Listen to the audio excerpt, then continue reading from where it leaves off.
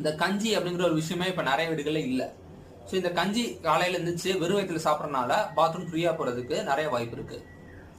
ரெண்டாவது விஷயம் சுச்சி முத்ரா.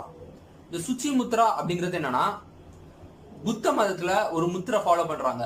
அது என்ன முத்திரனா, நம்ம கட்டை விரல இந்த பாம்பு விரல் மேல வச்சு பிரஸ் பண்ணி மெடிடேஷன் ஒரு 1/4 மணி நேரம் அந்த மாதிரி தொடர்ச்சியா மெடிடேஷன் பண்ணோம்னா நம்மளுக்கு அந்த முடிச்சதுக்கு அப்புறம் ஒரு கரெக்டா ஒரு 1/2 மணி நேரத்துல பாத்ரூம் ஃப்ரீயா போகுமா.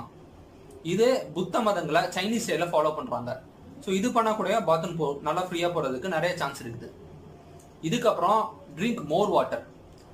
நம்ம காலையில எந்திரிச்சோன்னா வெறும் வயிற்றுல ஒரு 3 செம்பு இல்ல 4 செம்பு தண்ணி குடிச்சிடணும். இந்த என்னன்னா, தண்ணி குடிக்கிறங்கிறது அப்படியே விடாம படக்குன்னு குடிக்கக்கூடாது.